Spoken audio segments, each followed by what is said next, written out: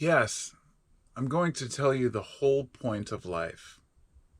And it's very simple to experience, thus, life. There's nothing more. I don't think that there's any other point, any other necessity. Sorry, I just took a toke. Puts me in that kind of headspace, right? Well, I definitely don't believe any very specific human belief system, right? I'm not a religious person, obviously. I've mentioned it several times, but I'm also not an atheist. I don't believe that there's no God. I believe in God. I have experienced God. And, you know, it doesn't matter. It doesn't matter what we believe. It doesn't matter what we think we need to do. People get so caught up in finding their life purpose, but it may or may not come to you. We do need to put in some effort in our lives to get the things we want and desire, not to have things, but to move up and be able to do more things. In other words, the more power we have, not physical power, but mental power, awareness, but also, things like money or, money carries energy. And if you're able to spend it on good things, you can help a lot of people, right? Very simple concept. So being a human, you know, as complicated of an endeavor as it seems to be, we seem to seek naturally our purpose, not just purpose like what we should do for a living or a career, but our purpose in life. Like, why am I here? And honestly, the answer that I've received time and again when I've asked and earnestly asked and tried to understand has been, you're doing it. Just keep doing it and do it better. Be more present for your children. Be more present for your wife. And I try to.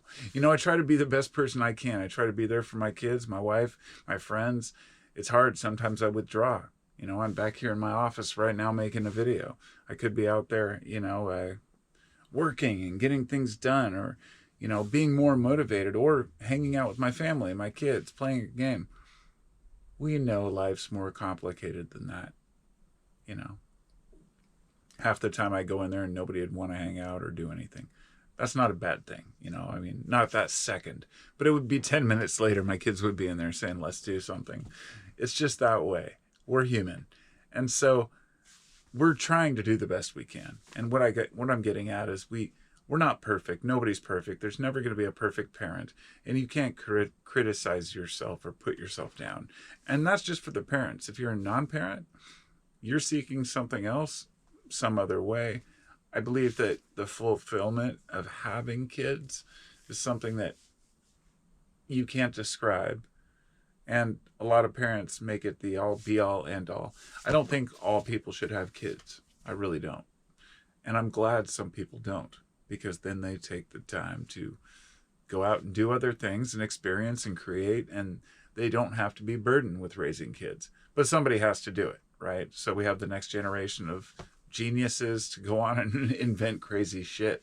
But I don't know where it's all going. But I do know that people want,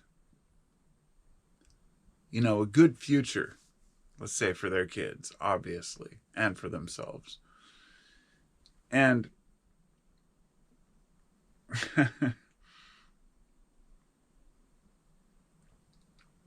figuring out your purpose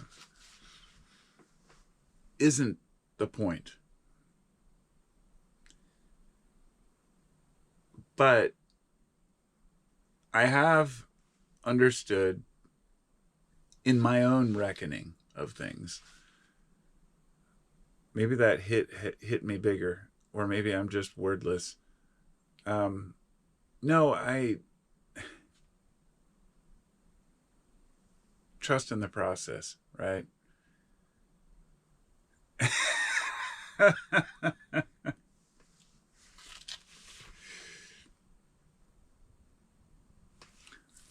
I'm trying to figure out how to word this without sounding like all floaty.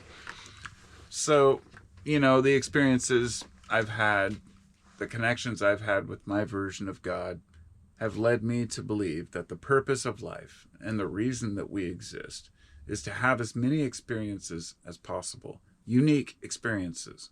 This can be anything from going out and seeing something in a certain way. And this doesn't mean that it has to be something new. Two people can see the same thing and it can be different experiences, right? Different emotions.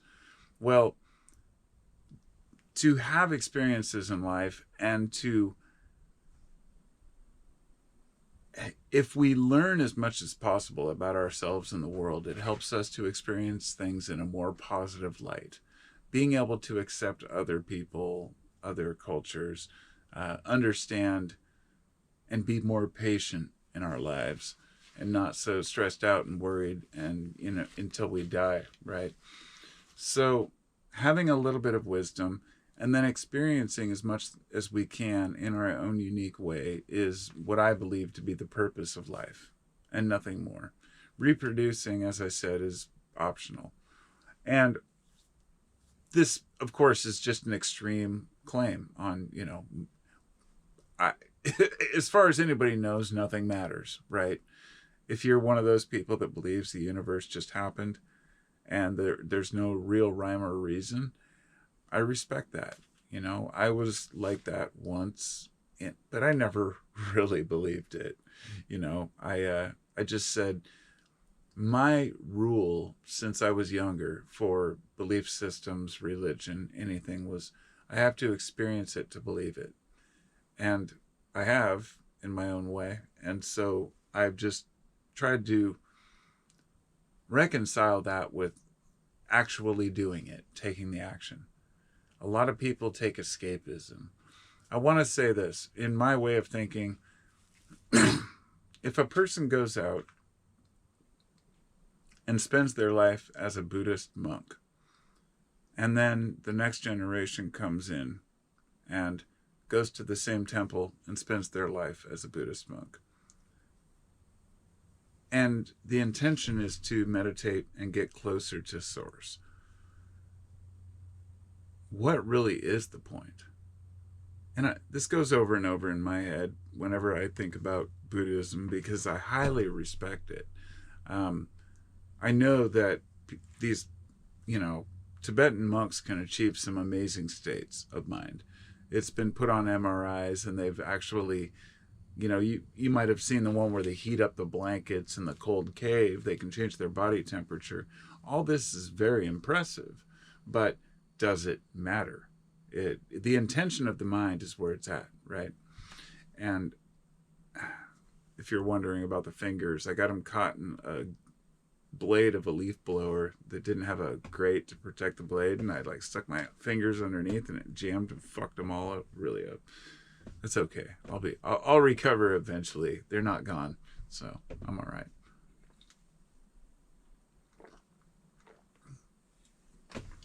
Anyway, MRI, monks, towels. My question is, does any of it matter? And if you're a monk, no offense if you're a Buddhist monk out there in the mountains watching this, I'm looking at you, Dalai Lama. No, I know he is a tech nerd. He's very into technology. He likes to take stuff apart and see how it works, and he's fascinated with the internet. I love it. It's great. But and I got nothing against Buddhists because when people ask, well, what do you believe? I'm like, well, it's a cross between, I guess, Zen Buddhism and Zoroastrianism and the occult, astrology, a little bit of everything that I've found useful. That takes a while for me to acclimate and reconcile it all. But eventually I, figure out where I stand on certain issues by looking at all sources, trying to understand it. And I really do, reading different religious texts and coming to the conclusion over the last year that it doesn't matter. The intention is all that matters. And it's so funny because you've heard this your whole life, right? It's all about, like, it reminds me of The Secret, right? All you've got to do is just intend, It's not that simple. But what I mean is that for a better future, having good intention is better than bad intention, or at least positive thinking as much as possible, not getting into negative states. It's almost demonic, if you will. If there is such a thing, it's that force of negativity that can overwhelm a person. And to fight that off, to stave it off with a little stick, is more or less just to accept things as they are and just experience your life. Don't get too caught up in what you should be doing. And especially don't get caught up in what you should have done.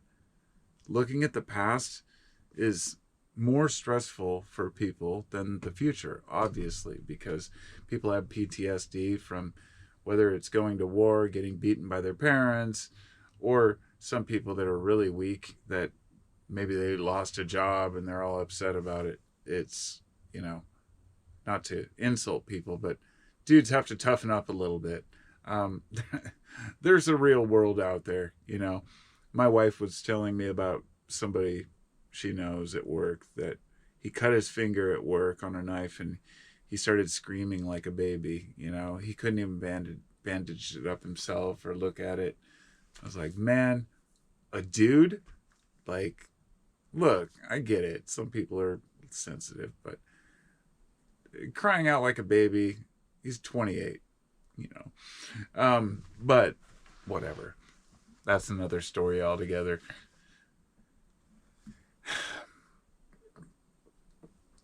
I think by just it matters because being tough, right? It's part of life. You've got to fight through some shit. If you can't do that, then you're going to look at yourself as a victim all the time, and you won't be able to have any real experiences. Fear holds people back, and I guess there's a lot I could say on the topic, but I'll leave it there. Experience is what matters, and nobody will convince me otherwise. In other words, especially all the occult knowledge I've studied and comparative religion that taught me that there is no special tool to understand the truth with a capital T, and that will get you to either heaven/Valhalla or some spiritual realm that you think you're only going to achieve through knowing some chant/belief/secret. There is no secret. The secret is within. It's in your own heart, your mind. All of us have it. We're all born with it. We're all seeds from the same source.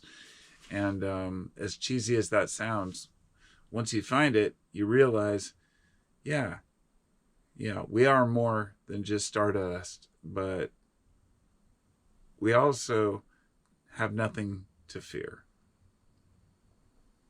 Live a good life, be pure, be kind, seek experiences, and you'll be fine.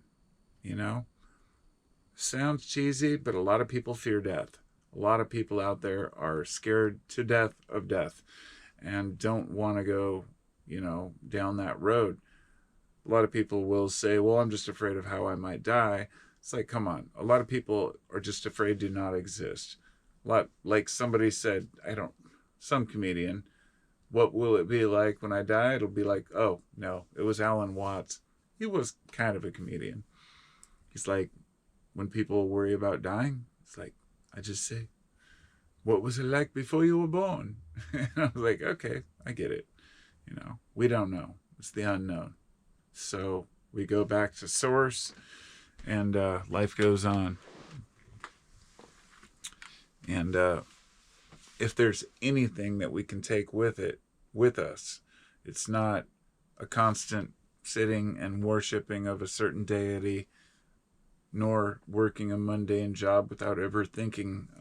It's just working to make a living and experiencing life. That's what we have to do. That's my belief. Those are my thoughts.